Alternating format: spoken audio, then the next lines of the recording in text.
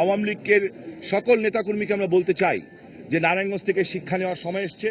আপনারা দেখেন যে আমরা সব আবেগ সব কিছু ভুলে যে কিভাবে ঐক্যবদ্ধ থাকতে হয় জননেত্রী শেখ হাসিনার প্রশ্নে। আমাদের সামনে প্রথম চ্যালেঞ্জ হচ্ছে নির্বাচনটাকে সুষ্ঠু করা, আর দ্বিতীয় চ্যালেঞ্জ হচ্ছে প্রার্থীকে জয়লাভ করা। আশা করি আমরা বিপুল ভোটে জয়লাভ করবে নৌকা। যদি নৌকা মার্কা জয়লাভ হয়, আমি সেলিনা হায়াৎ আইবির কাছে অনুরোধ করব যে দলীয় নেতাকর্মীরা যে সম্মানটুকু পাওয়া দরকার উনি যাতে সেইটুকু সম্মান তাদের দেন, কারণ আওয়ামী লীগের কর্মীরা কতটুকু নিঃস্বার্থ তারা কিন্তু এবার এটা প্রমাণ করেছে।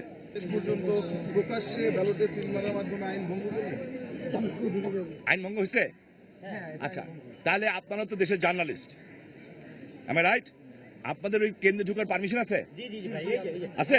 আমাদের ডার্ক রুমে ঢোকার পারমিশন নাই, যেখানে সিল দেয় সেখানে ঢোকার পারমিশন আছে। বাট কেন্দ্রে আসলে ব্যাপারটা কি হয়েছে, আমি নিজেকে কি করে রক্তাক্ত করে আপনাদের খুশি করতে চেয়েছি, কারণ আপনারা কালকের থেকে দৌড়াচ্ছেন, নারায়ণগঞ্জে একটা ফুটেজ খুঁজছেন, আপনারা একটা ফুটেজ পাচ্ছেন না যে কোথাও একটা মারামারি, কোথাও একটা কাটাকাটি, কোথাও একটা বোমা হামলা, কোথায় কি করবে বাচ্চারি তোমরা। তোমার তোমার ছোট ভাই, কিছু তো দিতে হয়, তাতে আমি রক্তাক্ত হলাম, তুমি তো খুশি হলাম, আমি দুঃখ পেলে খুশি হলাম জেনে যে তুমি ভালো আছো।